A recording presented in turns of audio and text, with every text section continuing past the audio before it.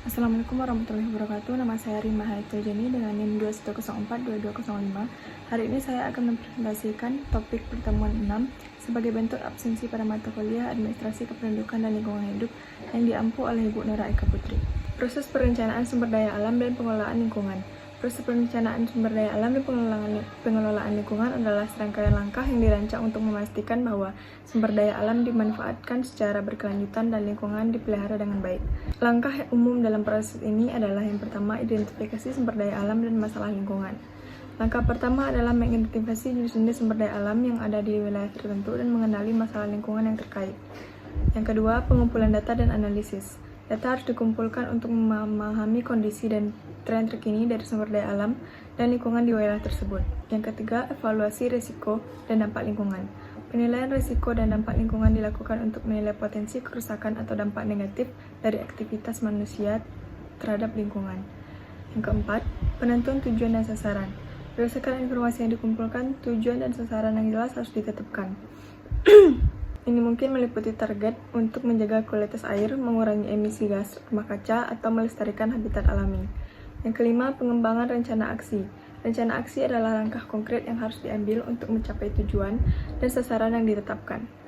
Yang keenam, pengambilan keputusan dan konsultasi. Proses ini melibatkan pemangku kepentingan seperti pemerintah, masyarakat lokal, organisasi non-pemerintah, dan pihak swasta dalam proses perencanaan dan pengambilan keputusan. Yang ketujuh, implementasi rencana. Setelah rencana aksi disetujui, langkah selanjutnya adalah mengimplementasikannya. Ini mencakup alokasi sumber daya, pengaturan sistem monitoring, dan pelaksanaan aktivitas sesuai rencana. Yang kedelapan, pemantauan dan evaluasi. Proses ini melibatkan pemantauan terus-menerus terhadap pelaksanaan secara aksi, serta evaluasi terhadap pencapaian tujuan dan sasaran yang telah ditetapkan. Yang kesembilan, pendidikan dan kesadaran masyarakat. Komunikasi dan edukasi kepada masyarakat tentang pentingnya konservasi lingkungan dan pengelolaan sumber daya alam adalah bagian penting dari proses ini. Yang ke-10, pelaporan dan transparansi. Informasi tentang progres dan hasil program dari perencanaan dan pengelolaan harus dilaporkan secara terbuka kepada masyarakat dan pemangku kepentingan lainnya. Yang terakhir, pengkajian ulang dan perbaikan. Secara berkala, program perencanaan dan pengelolaan harus dievaluasi ulang untuk memastikan bahwa mereka tetap relevan dan efektif. Proses ini bersifat iteratif dan dinamis, dan memerlukan kerjasama dari berbagai pihak untuk mencapai tujuan konservasi dan pengelolaan hidup.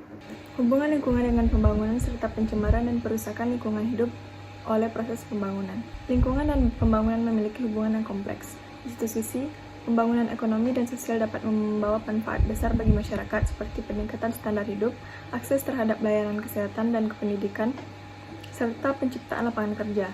Namun di sisi lain, proses pembangunan juga dapat menyebabkan pencemaran dan perusakan lingkungan hidup jika tidak dilakukan dengan benar. Berikut adalah beberapa aspek penting dari hubungan antara lingkungan dan pembangunan.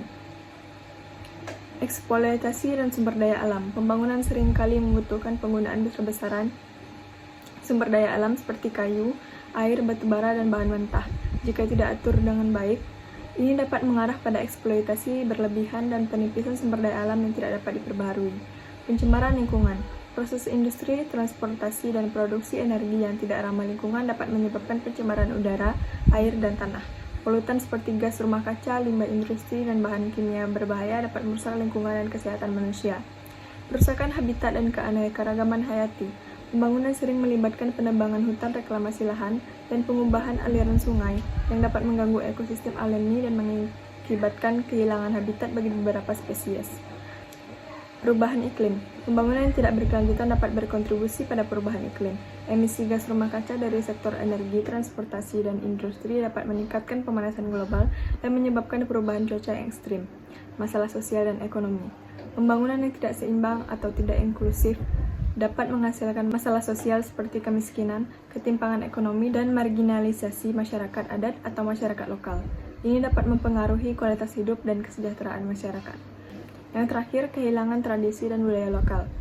Pembangunan yang agresif dapat mengancam warisan budaya dan tradisi masyarakat lokal, termasuk pengetahuan tradisional tentang pengelolaan sumber daya alam.